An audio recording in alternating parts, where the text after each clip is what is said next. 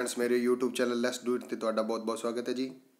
ਅੱਜ ਦਾ ਆਪਣਾ ਟੌਪਿਕ ਹੈ ਜੀ ਲਰਨਿੰਗ ਥਿਊਰੀ, ਜਿਸ ਦੇ ਵਿੱਚ ਸਭ ਤੋਂ ਪਹਿਲਾਂ ਆਪਾਂ ਵਿਵਹਾਰਵਾਦੀਆਂ ਦੀ theory EL Thorndike the trial and error theory ਕਰਾਂਗੇ ਜੀ, ਜਿਸ ਨੂੰ ਭੁੱਲ ਚੁੱਕ ਦਾ ਸਿਧਾਂਤ ਕਿਹਾ ਜਾਂਦਾ ਹੈ।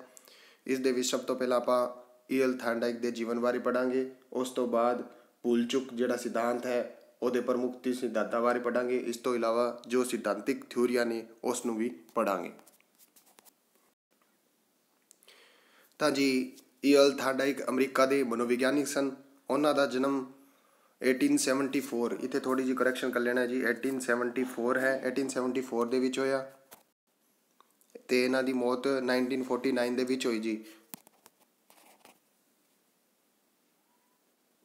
ਇਸ ਮਨੋਵਿਗਿਆਨਿਕ ਨੂੰ ਇਹ ਸਿਹਰਾ ਜਾਂਦਾ ਹੈ ਜੀ ਕਿ ਪਹਿਲੀ ਵਾਰ ਵਿਸਤ੍ਰਿਤ ਅਤੇ ਵਿਗਿਆਨਿਕ ਢੰਗ ਨਾਲ ਜਿਹੜੀ ਪ੍ਰਯੋਗਸ਼ਾਲਾ ਵਿੱਚ ਨਿਯੰਤਰਿਤ ਹਾਲਤਾਂ ਵਿੱਚ ਇਹਨਾਂ ਨੇ ਵਿਵਹਾਰਵਾਦ ਦਾ ਪ੍ਰੀਖਣ ਕੀਤਾ ਜੀ, ਕਿਉਂਕਿ ਵਿਵਹਾਰਵਾਦੀ ਮੰਨਦੇ ਸਨ ਕਿ ਜਿਸ ਚੀਜ਼ ਦਾ ਪ੍ਰਯੋਗ ਕੀਤਾ ਜਾ ਸਕਦਾ ਹੈ ਉਸ ਨੂੰ ਹੀ ਮਨੋਵਿਗਿਆਨ ਦਾ ਆਧਾਰ ਮੰਨਿਆ ਜਾ ਸਕਦਾ ਹੈ।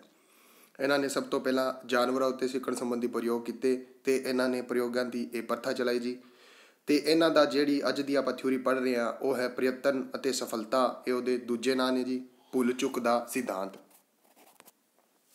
ਥੌਰਨਡਾਈਕ ਦੇ ਬਾਰੇ ਪੜ੍ਹ ਲੈਂਦੇ ਹਾਂ ਜੀ। ਐਡਵਰਡ ਲੀ ਥੌਰਨਡਾਈਕ ਦਾ ਜਨਮ ਜਿਹੜਾ 1874 ਦੇ ਵਿੱਚ ਹੋਇਆ, ਇਹਨਾਂ ਦੀ ਮ੍ਰਿਤੂ 1949 ਦੇ ਵਿੱਚ ਹੋਈ। ਇਹਨਾਂ ਦਾ ਜਨਮ ਹੈ ਜੀ ਜਿਹੜਾ ਵਿਲੀਅਮਬਰਗ ਦੇ ਵਿੱਚ ਹੋਇਆ ਸੀ। ਇਹਨਾਂ ਨੇ ਕਾਹਦੇ ਉੱਤੇ ਸਟੱਡੀ ਕੀਤੀ? ਸਭ ਤੋਂ ਜ਼ਿਆਦਾ ਇਹਨਾਂ ਦੀ ਸਟੱਡੀ ਹੈ ਜੀ ਵਿਵਹਾਰਵਾਦ ਦੇ ਵਿੱਚ। ਇਹਨਾਂ ਨੇ ਜਾਨਵਰਾਂ ਉੱਤੇ ਸਟੱਡੀ ਕੀਤੀ ਅਤੇ ਜਿਹੜਾ ਲਰਨਿੰਗ ਦੇ ਆਪਣੇ ਸਿਧਾਂਤ ਦਿੱਤੇ ਹਨ ਉਹ ਜਾਨਵਰਾਂ ਉੱਤੇ ਆਧਾਰਿਤ ਜਿਹੜੀ ਪ੍ਰੋਸੈਸ ਹੈ ਉਸ ਨੂੰ ਆਧਾਰ ਮੰਨ ਕੇ ਦਿੱਤੇ ਹਨ। ਜਿਹੜੀ ਅੱਜ ਦੀ ਆਪਣੀ ਟਰਾਇਲ ਐਂਡ ਐਰਰ ਥਿਊਰੀ ਹੈ ਉਸ ਦੇ ਵਿੱਚ ਇਹਨਾਂ ਦਾ ਜਿਹੜਾ ਫੇਮਸ ਪ੍ਰਯੋਗ ਹੈ ਜੀ ਬਿੱਲੀ ਉੱਤੇ, ਉਹ ਆਪਾਂ ਪੜ੍ਹਾਂਗੇ। ਇਹਨਾਂ ਨੇ ਲੀਡ ਕਿਸ ਨੂੰ ਕੀਤਾ ਜੀ? Lead to the theory of connectionism. Connectionism ਨੂੰ ਇਹਨਾਂ ਨੇ ਪ੍ਰਮੋਟ ਕੀਤਾ ਜੀ। Laying the foundation for the modern education psychology. ਅੱਜ ਦੀ ਜਿਹੜੀ ਮਨੋਵਿਗਿਆਨਿਕ ਪ੍ਰਥਾ ਹੈ ਜੀ ਜਿਹੜੀ ਉਹ ਇਹਨਾਂ ਨੇ ਇਜਾਦ ਕੀਤੀ। ਇਹਨਾਂ ਨੂੰ ਉਸ ਦਾ ਮਾਡਰਨ ਸਾਈਕੋਲੋਜੀ ਦਾ ਪਿਤਾਮਾ ਮੰਨਿਆ ਜਾਂਦਾ ਹੈ। ਨਾਂ ਹੈ ਜੀ ਉਹ ਮੈਂ ਦੱਸ ਦਿੰਦਾ ਤੁਹਾਨੂੰ। ਜਿਵੇਂ ਇਸ ਨੂੰ ਕਿਹਾ ਜਾਂਦਾ ਜੀ ਭੁੱਲ ਚੁੱਕ ਦਾ ਸਿਧਾਂਤ। ਭੁੱਲ ਚੁੱਕ ਦਾ ਸਿਧਾਂਤ ਟਰਾਇਲ ਐਂਡ ਐਰਰ ਥਿਊਰੀ ਹੈ ਜੀ। ਟਰਾਇਲ ਐਂਡ ਐਰਰ ਥਿਊਰੀ, ਭੁੱਲ ਚੁੱਕ ਦਾ ਸਿਧਾਂਤ।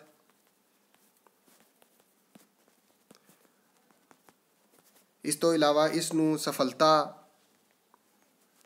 ਅਤੇ ਅਸਫਲਤਾ ਦਾ ਸਿਧਾਂਤ ਵੀ ਕਿਹਾ ਜਾਂਦਾ ਜੀ। ਇਸ ਨੂੰ ਕਨੈਕਸ਼ਨਿਜ਼ਮ ਵੀ ਮੰਨਿਆ ਜਾਂਦਾ ਹੈ ਜੀ। ਸੰਬੰਧਵਾਦ, ਕਿਉਂਕਿ ਇਸ ਦੇ ਵਿੱਚ ਲੀ ਥੌਰਨਡਾਈਕ ਨੇ ਕੀ ਕੀਤਾ ਸੀ ਜੀ, ਈ ਥੌਰਨਡਾਈਕ ਨੇ ਇਹ ਆਪਣਾ ਪ੍ਰਯੋਗ ਜਿਹੜਾ 1911 ਦੇ ਵਿੱਚ ਕੀਤਾ ਸੀ। ਜਿਹੜਾ ਭੁੱਲ ਚੁੱਕ ਦਾ ਸਿਧਾਂਤ ਹੈ ਉਹਦੇ ਵਿੱਚ ਉਸ ਨੇ ਇੱਕ ਆਧਾਰ ਜਾਨਵਰਾਂ ਨੂੰ ਮੰਨਿਆ ਸੀ, ਉਸ ਦੇ ਦੁਆਰਾ ਇਸ ਨੇ ਪ੍ਰਯੋਗ ਨੂੰ ਸਿੱਧ ਕੀਤਾ ਸੀ। ਤਾਂ ਜੀ ਯਤਨ ਅਤੇ ਭੁੱਲ ਦਾ ਸਿਧਾਂਤ ਕੀ ਹੈ, ਇਸ ਬਾਰੇ ਹੁਣ ਆਪਾਂ ਜਾਣਕਾਰੀ ਪ੍ਰਾਪਤ ਕਰਦੇ ਹਾਂ ਜੀ।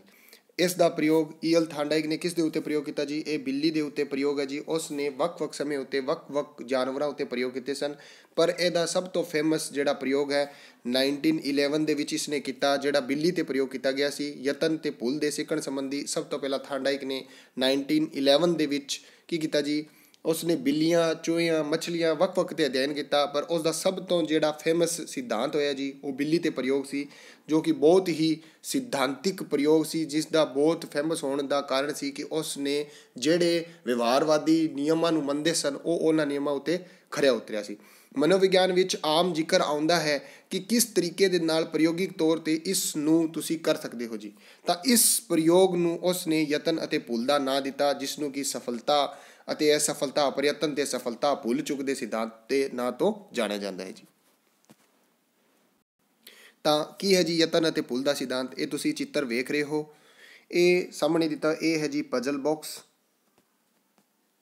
ਇਸ ਨੂੰ ਜੀ ਪਜ਼ਲ ਬਾਕਸ ਕਿਹਾ ਜਾਂਦਾ ਹੈ। ਇਹ ਸਟਰਿੰਗ ਹੈ ਜੀ, ਧਾਗਾ ਹੈ, ਅਤੇ ਇਹ ਲੀਵਰ ਹੈ ਜੀ, ਜਿਸ ਦੇ ਉੱਤੇ ਅੱਗੇ ਮੈਂ ਤੁਹਾਨੂੰ ਦੱਸਾਂਗਾ, ਜਿਸ ਦੇ ਉੱਤੇ ਬਿੱਲੀ ਪੈਰ ਰੱਖਣ ਤੋਂ ਬਾਅਦ ਇਹ ਬਾਕਸ ਹੈ ਜੀ, ਟਰੈਪ ਬਾਕਸ ਹੈ, ਅਤੇ ਇਹਦੇ ਉੱਤੇ ਇਹ ਕੁੰਡੀ ਉੱਤੇ ਜਾਏਗੀ। ਕੁੰਡੀ ਉੱਤੇ ਜਾਣ ਤੋਂ ਬਾਅਦ ਇਹ ਬਾਕਸ ਓਪਨ ਹੋ ਜਾਏਗੀ। ਤਾਂ ਸਮਝਦੇ ਹਾਂ ਜੀ ਪੂਰੀ ਕਹਾਣੀ ਕੀ ਹੈ। ਉਸ ਨੇ ਇੱਕ ਭੁੱਖੀ ਬਿੱਲੀ ਨੂੰ ਕੀ ਕੀਤਾ ਜੀ, ਪਿੰਜਰੇ ਵਿੱਚ ਬੰਦ ਕਰ ਦਿੱਤਾ। ਉਸ ਤੋਂ ਬਾਅਦ ਕੁਝ ਮਾਂਸ ਦੇ ਟੁਕੜੇ, ਇਹ ਜਿਵੇਂ ਇਹ ਬਣਿਆ ਹੋਇਆ ਜੀ ਚਿੱਤਰ, ਇਹ ਕੁਝ ਮਾਂਸ ਦੇ ਮੱਛਲੀ ਦੇ ਟੁਕੜੇ ਨੇ, ਇਹ ਜੀ ਬਾਹਰ ਰੱਖਿਆ ਹੋਇਆ। ਇਹ ਇੱਥੋਂ ਜਿਹੜੀ ਜਾਲੀਦਾਰ ਬਣਾਇਆ ਹੋਇਆ ਜੀ ਬਾਕਸ, ਉਹਦੇ ਵਿੱਚੋਂ ਬਿੱਲੀ ਬਾਹਰ ਵੇਖ ਸਕਦੀ ਹੈ, ਕਿਉਂਕਿ ਪੂਰੀ ਤਰ੍ਹਾਂ ਬੰਦ ਨਹੀਂ ਹੈ ਜੀ। ਜੇਕਰ ਉਹ ਪੂਰੀ ਤਰ੍ਹਾਂ ਬੰਦ ਹੋਵੇਗੀ ਤਾਂ ਜਿਹੜੀ ਕਨੈਕਸ਼ਨਿਜ਼ਮ ਉਸ ਨੇ ਭੋਜਨ ਦੇ ਨਾਲ ਅਤੇ ਬਿੱਲੀ ਦਾ ਜਿਹੜੀ ਕਿਰਿਆਵਾਂ ਦੇ ਨਾਲ ਉਹਨੇ ਸੰਬੰਧ ਬਣਾਉਣਾ ਉਹ ਨਹੀਂ ਬਣਨਾ। ਇਹ ਬਿਲਕੁਲ ਜਾਲੀਦਾਰ, ਇਹ ਬਾਹਰ ਵੇਖ ਸਕਦੀ ਹੈ ਜੀ ਬਿੱਲੀ, ਇਹ ਬਾਹਰ ਇੱਕ ਬੋਇਲ ਜਿਵੇਂ ਕਟੋਰੀ ਹੈ ਜੀ, ਉਹਦੇ ਵਿੱਚ ਮਾਸ ਬਿੱਲੀ ਦੇ ਟੁਕੜੇ ਪਏ ਹੈ ਜੀ, ਅਤੇ ਪਿੰਜਰੇ ਤੋਂ ਬਾਹਰ ਆ ਕੇ ਬਿੱਲੀ ਉਸ ਨੂੰ ਲੀਵਰ ਨੂੰ ਇਸ ਨੂੰ ਦੱਬ ਕੇ ਹੀ ਇਹਨਾਂ ਨੂੰ ਖਾ ਸਕਦੀ ਹੈ ਜੀ। ਜੇਕਰ ਇਹ ਓਪਨ ਹੋਏਗਾ ਗੇਟ ਤਾਂ ਹੀ ਬਿੱਲੀ ਬਾਹਰ ਆ ਸਕਦੀ ਹੈ, ਉਸ ਤੋਂ ਇਲਾਵਾ ਬਾਹਰ ਆਉਣ ਦਾ ਕੋਈ ਦੂਜਾ ਤਰੀਕਾ ਨਹੀਂ ਹੈ ਜੀ। ਬਿੱਲੀ ਪਿੰਜਰੇ ਵਿੱਚ ਕੀ ਕਰਦੀ ਹੈ ਜੀ, ਉਛਲ ਕੂਦ ਕਰਦੀ ਹੈ, ਇਹ ਤੁਸੀਂ ਵੇਖ ਸਕਦੇ ਹੋ। ਬਿੱਲੀ ਸਭ ਤੋਂ ਪਹਿਲਾਂ ਕੀ ਕਰਦੀ ਹੈ ਜੀ, ਸਿੱਧਾ ਪੰਜਾ ਮਾਰ ਕੇ ਭੋਜਨ ਲੈਣ ਦੀ ਕੋਸ਼ਿਸ਼ ਕਰਦੀ ਹੈ, ਫਿਰ ਉਹ ਜਿਹੜੀ ਜਾਲੀ ਹੈ ਇਸ ਨੂੰ ਤੋੜਨ ਦੀ ਆਪਣੇ ਪੈਰ ਪੰਜਿਆਂ ਦੇ ਨਾਲ ਜਾਂ ਮੂੰਹ ਦੇ ਨਾਲ ਉਹ ਤੋੜਨ ਦੀ ਕੋਸ਼ਿਸ਼ ਕਰਦੀ ਹੈ ਜੀ। ਉਸ ਤੋਂ ਇਲਾਵਾ ਬਿੱਲੀ ਕੀ ਕਰਦੀ ਹੈ ਜੀ, ਵੇਖੋ ਜੀ, ਉਹ ਉਸ ਦੇ ਵਿੱਚ ਉਹਨੂੰ ਖਿੱਚਣ ਦੀ ਕੋਸ਼ਿਸ਼ ਕਰਦੀ ਹੈ, ਧਾਗੇ ਨੂੰ ਬਾਰ-ਬਾਰ ਜਿਸ ਵੀ ਤਰੀਕੇ ਨਾਲ ਉਹ ਕਰ ਸਕਦੀ ਹੈ ਜੀ ਉਸ ਨੂੰ ਖਿੱਚਣ ਦੀ ਕੋਸ਼ਿਸ਼ ਕਰਦੀ ਹੈ। ਇਸ ਤੋਂ ਇਲਾਵਾ ਫਿਰ ਜਿਹੜੀ ਆਖਿਰ ਦੇ ਵਿੱਚ ਕੀ ਕਹਾਣੀ ਹੁੰਦੀ ਹੈ ਜੀ, ਆਖਿਰ ਦੇ ਵਿੱਚ ਇੰਜ ਜੀ ਉਹ ਕਈ ਵਾਰ ਕੀ ਕਰਦੀ ਹੈ ਜੀ, ਪ੍ਰਯਤਨ ਕਰਦੀ ਹੈ, ਯਤਨ ਕਰਦੀ ਰਹਿੰਦੀ ਹੈ, ਪਰੰਤੂ ਅਚਾਨਕ ਉਸ ਦਾ ਪੈਰ ਕਿਸ 'ਤੇ ਪੈ ਜਾਂਦਾ ਜੀ, ਇਸ ਲੀਵਰ 'ਤੇ ਟਿਕ ਜਾਂਦਾ ਹੈ ਅਤੇ ਉਹ ਬਾਹਰ ਆ ਜਾਂਦੀ ਹੈ ਜੀ।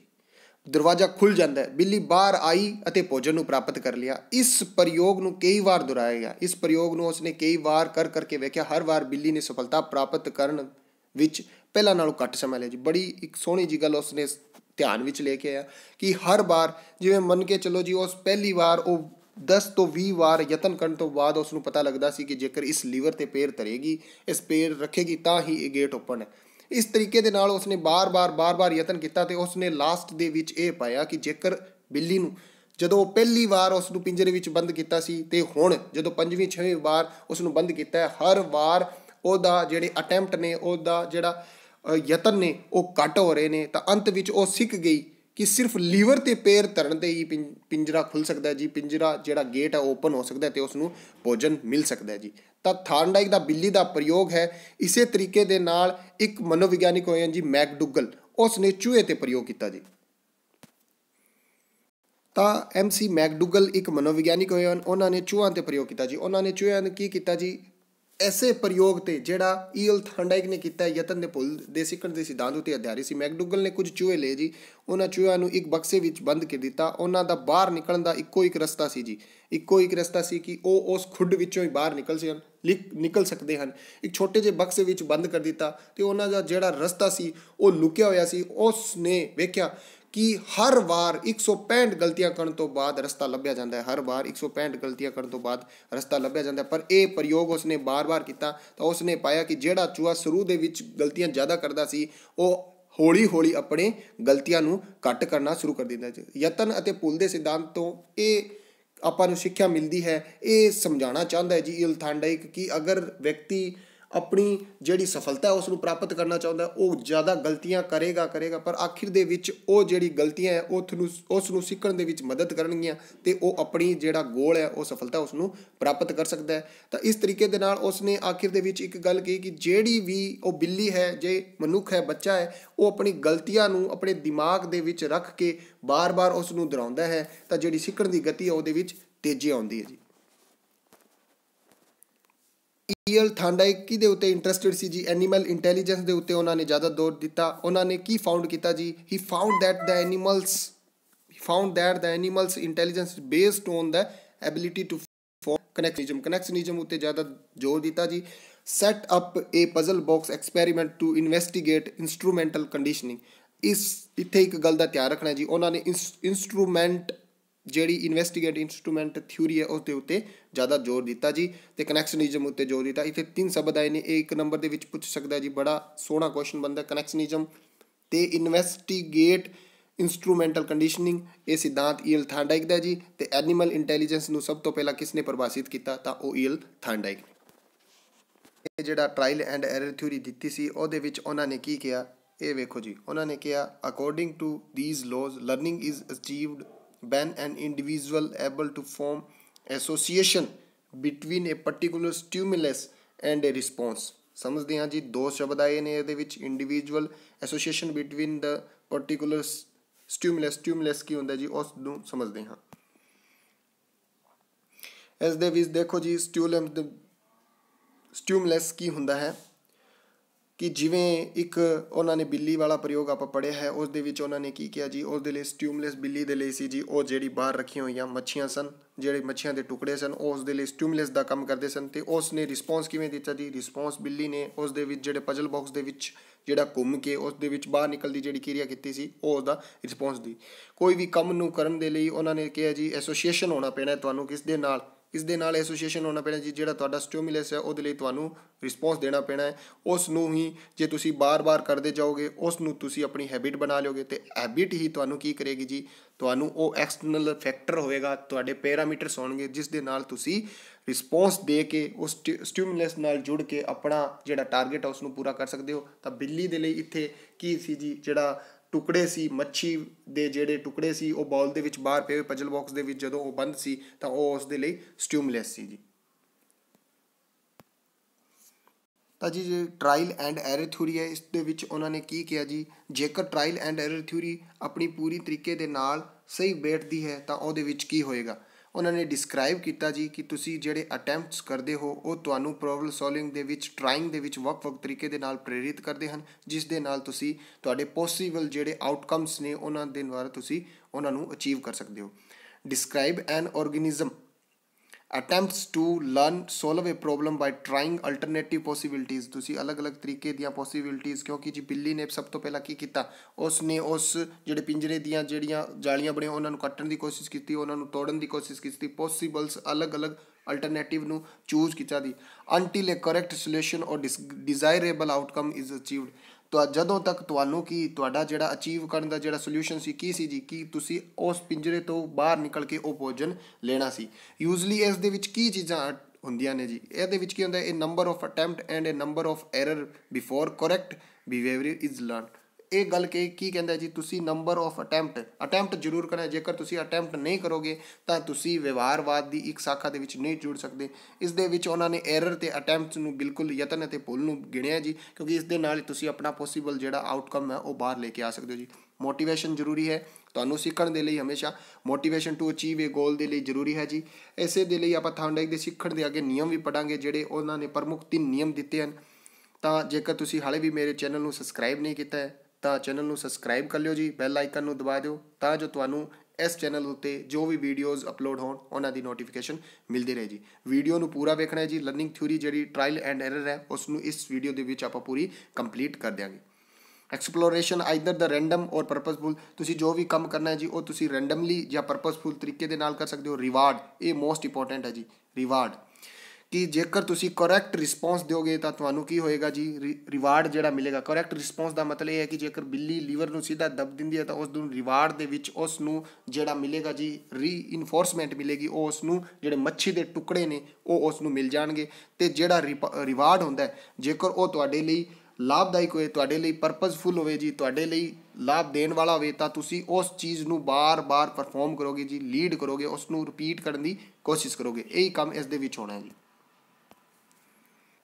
ਤਾਂ ਪਰਫੋਰਮੈਂਸ ਹੈ ਜਿਹੜੀ ਤੁਹਾਡੀ ਉਹ ਉਸ ਟਾਈਮ ਲਈ ਹੀ ਵਧੇਗੀ ਜੇਕਰ ਤੁਹਾਨੂੰ ਰਿਸਪੌਂਸ ਜੇਕਰ ਪੋਜ਼ੀਟਿਵ ਮਿਲੇਗਾ, which lead to repeat performance of the correct response, strengthening the association between the behavior and its outcome ਤੁਹਾਡੇ ਪੋਜ਼ੀਟਿਵ ਹੋਣਗੇ ਤਾਂ ਤੁਹਾਡੀ ਰਿਸਪੌਂਸ ਵਧੇਗੀ ਜੀ। ਜੇਕਰ ਤੁਸੀਂ ਇਹ ਜੋ ਵੀ ਭੋਜਨ ਤੁਹਾਨੂੰ ਬਾਹਰ ਪਿਆ, ਤੁਸੀਂ ਲੀਵਰ ਦੇ ਉੱਤੇ ਪੈਰ ਧਰਿਆ, ਉਸ ਤੋਂ ਬਾਅਦ ਜਿਵੇਂ ਬਿੱਲੀ ਇਹ ਪ੍ਰਯੋਗ ਕਰੇਗੀ, ਉਸ ਤੋਂ ਬਾਅਦ ਜੋ ਕੁਝ ਵੀ ਹੋਏਗਾ ਉਸ ਨੂੰ ਇੱਕ ਲਰਨ ਕੀ ਹੋਏਗਾ ਜੀ, ਕਿ ਤੁਸੀਂ ਜਿਹੜਾ ਤੁਹਾਡਾ ਆਊਟਕਮ ਹੈ ਉਹ ਪੋਜ਼ੀਟਿਵ ਤਾਂ ਹੀ ਨਿਕਲ ਸਕਦਾ ਜੇਕਰ ਤੁਸੀਂ ਆਪਣੀ ਗਲਤੀਆਂ ਤੋਂ ਬਾਰ-ਬਾਰ ਸਿੱਖਦੇ ਹੋ ਜੀ। ਇੱਥੇ ਇੱਕ ਗੱਲ ਹੋਰ ਉਹਨਾਂ ਨੇ ਕੀ ਹੈ, once learn behaviour will usually be performed quickly with the fewer error. ਜਿਵੇਂ ਤੁਸੀਂ ਕਰਦੇ ਜਾਓਗੇ ਤੁਹਾਡੀ ਜਿਹੜੀ ਗਲਤੀਆਂ ਉਹ ਘੱਟ ਹੁੰਦੀਆਂ ਜਾਣਗੀਆਂ ਅਤੇ ਤੁਸੀਂ ਆਪਣਾ ਜਿਹੜਾ ਪਰਫੋਰਮਿੰਗ ਟਾਈਮ ਹੈ ਜੀ, ਜਿਹੜਾ ਯਤਨ ਅਤੇ ਭੁੱਲ ਸਿਧਾਂਤ ਤੋਂ ਮਿਲਦਾ ਹੈ ਜੀ, ਕਿ ਤੁਸੀਂ ਜਿਹੜੀ ਗਲਤੀਆਂ ਉਹ ਤੁਹਾਡੀ ਘੱਟ ਹੁੰਦੀਆਂ ਜਾਣਗੀਆਂ। ਥੋਰਨਡਾਈਕ ਨੇ ਸਿੱਖਣ ਦੇ 3 ਨਿਯਮ ਜਿਹੜੇ ਪ੍ਰਮੁੱਖ ਹੈ ਉਹ ਦਿੱਤੇ ਹਨ। ਥੋਰਨਡਾਈਕ ਨੇ ਸਭ ਤੋਂ ਪਹਿਲਾਂ ਸਿੱਖਣ ਦੇ ਨਿਯਮ ਦੀ ਰਚਨਾ ਕੀਤੀ। ਉਸਨੇ ਪਹਿਲਾਂ ਸਿੱਖਣ ਦੇ ਸਿਰਫ 3 ਪ੍ਰਮੁੱਖ ਨਿਯਮ ਦਿੱਤੇ ਸਨ, ਪਰੰਤੂ ਮਾਨਵ ਉੱਤੇ ਪ੍ਰਯੋਗ ਤੋਂ ਬਾਅਦ ਉਸਨੇ ਕੁਝ ਹੋਰ ਸੈਕੰਡਰੀ 2 ਨਿਯਮ ਹੋਰ ਦਿੱਤੇ ਜੀ। ਕੁੱਲ ਥੋਰਨਡਾਈਕ ਨੇ 5 ਨਿਯਮ ਦਿੱਤੇ ਹੈ ਅਤੇ ਜਿਹੜੇ ਪ੍ਰਮੁੱਖ ਨਿਯਮ ਨੇ ਜਿਹੜੇ ਉਹ ਨੇ 3 ਜੀ। ਇੱਕ ਹੈ ਜੀ ਸਭ ਤੋਂ ਪਹਿਲਾਂ ਤਤਪਰਤਾ ਦਾ ਨਿਯਮ, ਲਾਅ ਆਫ ਰੈਡੀਨੈਸ ਹੈ ਜੀ। ਉਸ ਤੋਂ ਬਾਅਦ ਉਸ ਦਾ ਦੂਜਾ ਨਿਯਮ ਹੈ ਲਾਅ ਆਫ ਇਫੈਕਟ ਅਤੇ ਤੀਜਾ ਹੈ ਜੀ ਲਾਅ ਆਫ ਐਕਸਰਸਾਈਜ਼। ਤਾਂ ਲੋ ਆਫ ਰੈਡੀਨੈਸ ਕੀ ਹੈ, ਲੋ ਆਫ ਐਕਸਰਸਾਈਜ਼ ਕੀ ਹੈ, ਅਤੇ ਲੋ ਆਫ ਇਫੈਕਟ ਕੀ ਹੈ, ਇਹ ਆਪਾਂ ਪੜ੍ਹਦੇ ਹਾਂ ਜੀ। ਤਾਂ ਲੋ ਆਫ ਰੈਡੀਨੈਸ ਕੀ ਹੈ ਜੀ। ਲੋ ਆਫ ਰੈਡੀਨੈਸ ਦੇ ਵਿੱਚ ਇਹ ਕਿਹਾ ਗਿਆ ਕਿ ਇਸ ਨਿਯਮ ਦਾ ਭਾਵ ਸਿੱਧਾ ਜਿਹਾ ਇਹ ਹੈ ਕਿ ਜਦੋਂ ਤੱਕ ਪ੍ਰਾਣੀ ਸਿੱਖਣ ਦੇ ਲਈ ਤਿਆਰ ਨਹੀਂ ਹੈ, ਤੁਸੀਂ ਉਸ ਨੂੰ ਸਿਖਾ ਨਹੀਂ ਸਕਦੇ। ਟੀਚਰ ਕਲਾਸ ਦੇ ਵਿੱਚ ਉਸੇ ਬੱਚੇ ਨੂੰ ਹੀ ਪੜ੍ਹਾ ਸਕਦਾ ਹੈ ਜੇਕਰ ਜਿਹੜਾ ਬੱਚਾ ਸਿੱਖਣ ਦੇ ਲਈ ਤਿਆਰ ਹੋਵੇ। ਰੈਡੀਨੈਸ ਦਾ ਮਤਲਬ ਹੈ ਜੀ ਤਤਪਰ ਹੋਵੇ, ਸਿੱਖਣ ਦੇ ਲਈ ਤਿਆਰ ਹੋਵੇ। ਜੇਕਰ ਤੁਸੀਂ ਇਸ ਵੀਡੀਓ ਨੂੰ ਵੇਖ ਰਹੇ ਹੋ, ਤੁਹਾਡਾ ਪਰਪਸ ਹੀ ਨਹੀਂ ਹੈ ਸਿੱਖਣਾ ਹੈ ਤਾਂ ਤੁਸੀਂ ਨਹੀਂ ਸਿੱਖ ਸਕਦੇ ਜੀ। ਉਸ ਤੋਂ ਇਲਾਵਾ ਉਸ ਨੇ ਇੱਕ ਕਿਹਾ ਕਿ ਜੇਕਰ ਤੁਸੀਂ ਬੱਚੇ ਨੂੰ ਪੜ੍ਹਾਉਣਾ ਹੈ, ਆਨੰਦਮਈ ਤਰੀਕੇ ਦੇ ਨਾਲ ਪੜ੍ਹਾਉਣਾ ਚਾਹੀਦਾ ਹੈ। ਆਨੰਦਮਈ ਤਰੀਕੇ ਦਾ ਮਤਲਬ ਇਹ ਹੈ ਕਿ ਬੱਚਾ ਜਿਹੜਾ ਰਿਸਪੌਂਸ ਦੇ ਰਿਹਾ, ਤੁਹਾਡੇ ਕੋਲੋਂ ਪੜ੍ਹ ਰਿਹਾ, ਉਸ ਨੂੰ ਜਿਹੜਾ ਕਾਰਜ ਦਿੱਤਾ ਜਾ ਰਿਹਾ ਉਹ ਪ੍ਰਕਿਰਿਆ ਜਿਹੜੀ ਉਸ ਦੇ ਲਈ ਆਨੰਦ ਦੇਣ ਵਾਲੀ ਹੋਵੇ। ਜੇਕਰ ਉਹ ਕਾਰਜ ਨਹੀਂ ਕਰਦਾ, ਖਿੱਚ ਅਨੁਭਵ ਕਰਦਾ ਹੈ, ਜਦੋਂ ਉਹ ਸਿੱਖਣ ਲਈ ਤਿਆਰ ਹੀ ਨਹੀਂ ਹੈ, ਤੁਸੀਂ ਮਜਬੂਰ ਕਰਕੇ ਉਸ ਨੂੰ ਤਿਆਰ ਨਹੀਂ ਕਰ ਸਕਦੇ ਜੀ। ਤੁਸੀਂ ਕਲਾਸ ਦੇ ਵਿੱਚ ਬਿਠਾ ਸਕਦੇ ਹੋ ਪਰ ਉਸ ਨੂੰ ਤਿਆਰ ਨਹੀਂ ਕਰ ਸਕਦੇ। ਲੋ ਆਫ ਰੈਡੀਨੈਸ ਦਾ ਮਤਲਬ ਹੈ ਕਿ ਸਿੱਖਣ ਦੇ ਲਈ ਉਹ ਹੀ ਸਿੱਖ ਸਕਦਾ ਜੀ ਜਿਹੜਾ ਸਿੱਖਣ ਦੇ ਲਈ ਤਿਆਰ ਹੋਵੇ। ਉਸ ਤੋਂ ਬਾਅਦ ਦੂਜਾ ਨਿਯਮ ਹੈ ਜੀ ਆਪਣਾ ਅਭਿਆਸ ਦਾ ਨਿਯਮ। ਇਸ ਪਤਾ ਹੀ ਲੱਗਿਆ ਹੋਣਾ ਜੀ। Law of exercise, law of use and disuse ਹੈ ਜੀ। ਇਸ ਦਾ ਕੀ ਮਤਲਬ ਹੈ, ਇਹ ਪੜ੍ਹਦੇ ਹਾਂ। ਲੋ ਆਫ ਐਕਸਰਸਾਈਜ਼ ਦੇ ਵਿੱਚ ਕੀ ਹੈ ਜੀ, ਇਸ ਨਿਯਮ ਨੂੰ ਪ੍ਰਯੋਗ ਜਾਂ ਅਪ੍ਰਯੋਗ ਦਾ ਨਿਯਮ ਕਿਹਾ ਜਾਂਦਾ ਹੈ। ਪ੍ਰਯੋਗ ਦਾ ਨਿਯਮ ਤੇ ਅਪ੍ਰਯੋਗ ਦਾ ਨਿਯਮ ਕੀ ਹੈ ਜੀ। ਪ੍ਰਯੋਗ ਦਾ ਨਿਯਮ ਤੇ ਅਪ੍ਰਯੋਗ ਦਾ ਨਿਯਮ ਇੱਥੇ ਆਪਾਂ ਪੜ੍ਹ ਲੈਂਦੇ ਹਾਂ। ਪ੍ਰਯੋਗ ਦਾ ਨਿਯਮ ਤੇ ਅਪ੍ਰਯੋਗ ਦਾ ਨਿਯਮ। ਪ੍ਰਯੋਗ ਦਾ ਨਿਯਮ ਇਹ ਹੈ ਜੀ, ਜਦੋਂ ਕਿਸੇ ਸਥਿਤੀ ਅਤੇ ਪ੍ਰਤੀਕਿਰਿਆ ਵਿੱਚ ਸੁਧਾਰਯੋਗ ਸੰਬੰਧ ਬਣਾ ਦਿੱਤਾ ਜਾਂਦਾ ਹੈ। ਜੇਕਰ ਤੁਸੀਂ ਕਿਸੇ ਵਸਤੂ ਦੇ ਵਿੱਚ ਤੁਸੀਂ ਸਮਾਨ ਰੂਪ ਦੇ ਵਿੱਚ ਉਸੇ ਤਰੀਕੇ ਦੇ ਨਾਲ ਰੱਖਿਆ ਜਿਹਦੇ ਨਾਲ ਤੁਹਾਡੀ ਸ਼ਕਤੀ ਵੱਧਦੀ ਹੈ, ਤੁਹਾਨੂੰ ਚੰਗਾ ਰਿਵਾਰਡ ਮਿਲਦਾ ਹੈ ਜੀ, ਰੀਇਨਫੋਰਸਮੈਂਟ ਹੈ ਉਹ ਤੁਹਾਡਾ ਵਧੀਆ ਰਹਿੰਦਾ ਹੈ, ਤੁਹਾਡਾ ਜਿਹੜਾ ਪੋਜ਼ੀਟਿਵ ਤੁਹਾਡਾ ਵਿਵਹਾਰ ਰਹਿੰਦਾ ਜੀ, ਤਾਂ ਤੁਸੀਂ ਇਸ ਨੂੰ ਪ੍ਰਯੋਗ ਦਾ ਨਿਯਮ ਆਖੋਗੇ। ਜੇਕਰ ਤੁਹਾਨੂੰ ਉਸ ਤੋਂ ਸਿੱਖਿਆ ਨਹੀਂ ਮਿਲਦੀ, ਜੇਕਰ ਤੁਹਾਨੂੰ ਉਸ ਤੋਂ ਕੋਈ ਪੁਨਿਸ਼ਮੈਂਟ ਮਿਲਦੀ ਹੈ ਜੀ, ਤੁਹਾਨੂੰ ਰਿਵਾਰਡ ਨਹੀਂ ਮਿਲਦਾ, ਤਾਂ ਤੁਸੀਂ ਉਸ ਨੂੰ ਅਪ੍ਰਯੋਗ ਦੇ ਵਿੱਚ ਲੈ ਕੇ ਜਾਓਗੇ। ਜਿਸ ਤਰੀਕੇ ਦੇ ਨਾਲ ਦੇਖੋ ਜੀ, ਇਹ ਬਿੱਲੀ ਟਰਾਇਲ ਐਂਡ ਐਰਰ ਥਿਊਰੀ ਦੇ ਵਿੱਚ ਇਹੀ ਹੋਇਆ ਜੀ ਕਿ ਪ੍ਰਯੋਗ ਦਾ ਨਿਯਮ ਇਹ ਹੁੰਦਾ ਹੈ ਕਿ ਉਸ ਨੂੰ ਬਾਰ-ਬਾਰ ਉਹ ਕਰਨ ਤੋਂ ਬਾਅਦ ਉਸ ਨੂੰ ਇਹ ਪਤਾ ਚੱਲਿਆ ਕਿ ਤੁਸੀਂ ਲੀਵਰ ਦਾ ਜਿਹੜਾ ਬਟਨ ਦਬਦੇ ਹੋ। ਬਿੱਲੀ ਨੇ ਸੋਚਿਆ ਕਿ ਬਿੱਲੀ ਸੋਚਦੀ ਹੈ ਕਿ ਇਹ ਲੀਵਰ ਜੇ ਤੁਸੀਂ ਨੱਪੋਗੇ ਤਾਂ ਉਸ ਤੋਂ ਬਾਅਦ ਹੀ ਤੁਹਾਨੂੰ ਖਾਣ ਨੂੰ ਮਿਲੇਗਾ। ਉਸ ਨੇ ਇਸ ਨੂੰ ਬਾਰ-ਬਾਰ ਪ੍ਰਯੋਗ ਦੇ ਵਿੱਚ ਲੈ ਕੇ, ਇਹ ਪ੍ਰਯੋਗ ਦਾ ਨਿਯਮ ਕੀ ਸੀ ਕਿ ਉਸ ਨੇ ਜਿਹੜੀ ਉਹ ਸੰਗਲੀ ਸੀ, ਜਿਹੜੀ ਉਸ ਦੀ ਬਾਹਰ ਜਾਲੀ ਬਣੀ ਹੋਈ ਸੀ, ਉਸ ਨੇ ਪਹਿਲਾਂ ਤੋੜਨ ਦੀ ਕੋਸ਼ਿਸ਼ ਕੀਤੀ। ਹੁਣ ਉਸ ਨੂੰ ਸਮਝ ਆ ਗਿਆ ਕਿ ਲੀਵਰ ਦਾ ਜਿਹੜਾ ਪ੍ਰਯੋਗ ਕਰਨ ਤੋਂ ਬਾਅਦ ਉਸ ਨੂੰ ਭੋਜਨ ਮਿਲ ਸਕਦਾ ਹੈ, ਉਸ ਤੋਂ ਇਲਾਵਾ ਹੋਰ ਕੋਈ ਤਰੀਕਾ ਨਹੀਂ ਹੈ। ਤੀਜਾ ਆਪਣਾ ਨਿਯਮ ਸੀ ਜੀ ਪ੍ਰਭਾਵ ਦਾ ਨਿਯਮ। ਪ੍ਰਭਾਵ ਦਾ ਨਿਯਮ ਕੀ ਕਹਿੰਦਾ ਜੀ, ਜੇਕਰ ਤੁਹਾਨੂੰ ਉਸ ਦੇ ਨਾਲ ਪੋਜ਼ੀਟਿਵ ਆਪਣਾ ਐਟੀਟਿਊਡ ਮਿਲਦਾ ਹੈ ਜੀ, ਪੋਜ਼ੀਟਿਵ ਤੁਹਾਡਾ ਰਿਜ਼ਲਟ ਨਿਕਲ ਕੇ ਆਉਂਦਾ ਹੈ ਤਾਂ ਤੁਸੀਂ ਉਸ ਨੂੰ ਬਾਰ-ਬਾਰ ਕਰੋਗੇ। ਜੇਕਰ ਨੈਗੇਟਿਵ ਆਉਂਦਾ ਹੈ ਤਾਂ ਤੁਸੀਂ ਉਸ ਨੂੰ ਕੈਂਸਲ ਕਰ ਦੋਗੇ, ਤੁਸੀਂ ਉਸ ਨੂੰ ਨਹੀਂ ਕਰੋਗੇ ਜੀ। ਤਾਂ ਪ੍ਰਭਾਵ ਦਾ ਨਿਯਮ ਕੀ ਹੈ, ਇਸ ਨਿਯਮ ਦੇ ਅਨੁਸਾਰ ਸੰਤੋਸ਼ਜਨਕ ਪਰਿਣਾਮ ਤੁਹਾਨੂੰ ਸ਼ਕਤੀਵਰਧਕ ਹੁੰਦੇ ਹਨ, ਤੁਹਾਨੂੰ ਪੋਜ਼ੀਟਿਵ ਐਟੀਟਿਊਡ ਦਿੰਦੇ ਹਨ। ਜੇਕਰ ਤੁਸੀਂ ਕੋਈ ਵੀ ਪ੍ਰਤੀਕਿਰਿਆ ਕਰ ਰਹੇ ਹੋ ਉਹ ਸਹੀ ਤਰੀਕੇ ਦੇ ਨਾਲ ਕਰੋਗੇ, ਉਸ ਨੂੰ ਬਾਰ-ਬਾਰ ਦੁਹਰਾਓਗੇ ਜੀ, ਪ੍ਰਯੋਗ ਦੇ ਵਿੱਚ ਲੈ ਕੇ ਆਓਗੇ। ਜਿਹੜਾ ਉਤਲਾ ਆਪਾਂ ਨਿਯਮ ਪੜ੍ਹਿਆ ਜੀ ਅਭਿਆਸ ਦੇ ਨਿਯਮ ਦੇ ਵਿੱਚ। ਨੈਗੇਟਿਵ ਦੇ ਵਿੱਚ ਕੀ ਹੁੰਦਾ ਜੀ, ਜੇਕਰ ਤੁਹਾਡੀ ਪ੍ਰਤੀਕਿਰਿਆ ਉਹ ਬੰਧਨ ਰੂਪੀ ਉਹ ਕਮਜ਼ੋਰ ਹੋ ਜਾਂਦੀ ਹੈ ਤਾਂ ਤੁਸੀਂ ਉਸ ਨੂੰ ਨਹੀਂ ਦੁਹਰਾਓਗੇ ਜੀ। ਇਸ ਤੋਂ ਇਲਾਵਾ ਯਤਨ ਅਤੇ ਭੁੱਲ ਦੇ ਸਿਧਾਂਤ ਤੋਂ ਇਲਾਵਾ ਜਿਹੜੇ ਨਿਯਮ ਹੈ ਉਹ ਜੀ ਪ੍ਰਮੁੱਖ 3 ਨਿਯਮ ਦਿੱਤੇ ਹੈ। ਉਸ ਤੋਂ ਇਲਾਵਾ ਇਹਨਾਂ ਦੇ 2 ਨਿਯਮ ਹੋਰ ਹੈ ਜੀ, ਉਹ ਆਪਾਂ ਡਿਸਕਸ ਕਰਦੇ ਹਾਂ ਇਸ ਤੋਂ ਬਾਅਦ ਦੇ ਜਿਹੜੇ ਵੀਡੀਓ ਜਾਣਗੇ ਉਹਨਾਂ ਦੇ ਵਿੱਚ। ਤਾਂ ਜੀ ਅੱਜ ਦਾ ਵੀਡੀਓ ਆਪਾਂ ਇੱਥੇ ਖਤਮ ਕਰਦੇ ਹਾਂ। ਇਸ ਤੋਂ ਇਲਾਵਾ ਜੋ ਵੀ ਟਰਾਇਲ ਐਂਡ ਐਰਰ ਥਿਊਰੀ ਦਾ ਜਿਹੜਾ ਕਨਸੈਪਟ ਆਪਣਾ ਰਹਿ ਗਿਆ ਉਹ ਆਪਾਂ ਨੈਕਸਟ ਵੀਡੀਓ ਦੇ ਵਿੱਚ ਕਰਾਂਗੇ। ਜੇਕਰ ਤੁਸੀਂ ਚੈਨਲ ਨੂੰ ਸਬਸਕ੍ਰਾਈਬ ਨਹੀਂ ਕੀਤਾ ਤਾਂ ਚੈਨਲ ਨੂੰ ਸਬਸਕ੍ਰਾਈਬ ਕਰ ਲਿਓ, ਬੈਲ ਆਈਕਨ ਨੂੰ ਦਬਾ ਦਿਓ ਤਾਂ ਜੋ ਤੁਹਾਨੂੰ ਹੋਰ ਜਿਹੜੀ ਵੀਡੀਓਜ਼ ਅਪਲੋਡ ਹੁੰਦੀਆਂ ਇਸ ਚੈਨਲ ਉੱਤੇ ਉਹ ਤੁਹਾਨੂੰ ਮਿਲ ਜਾਣ। ਪਲੇਅ ਲਿਸਟ ਦੇ ਵਿੱਚ ETT ਸੈਕਿੰਡ ਈਅਰ ਦੇ ਫਸਟ ਈਅਰ ਦੀ ਕਲਾਸਾਂ ਨੇ, ਉਹ ਤੁਸੀਂ ਜਾ ਕੇ ਵੇਖ ਸਕਦੇ ਹੋ। ਡਿਸਕ੍ਰਿਪਸ਼ਨ ਬਾਕਸ ਦੇ ਵਿੱਚ ਟੈਲੀਗ੍ਰਾਮ ਗਰੁੱਪ ਦਾ ਲਿੰਕ ਹੋਵੇਗਾ ਜੀ, ਤੁਸੀਂ ਟੈਲੀਗ੍ਰਾਮ ਗਰੁੱਪ ਨੂੰ ਜੁਆਇਨ ਕਰ ਲਓ। ਉੱਥੇ ਹਰ ਪ੍ਰਕਾਰ ਦੀ ਜਿਹੜੀ ਵੀ PDF ਮੈਂ ਇੱਥੇ ਕਰਾਉਂਦਾ ਉਹ ਤੁਹਾਨੂੰ ਮਿਲ ਜਾਏਗੀ। Thank you very much. ਜੈ ਹਿੰਦ।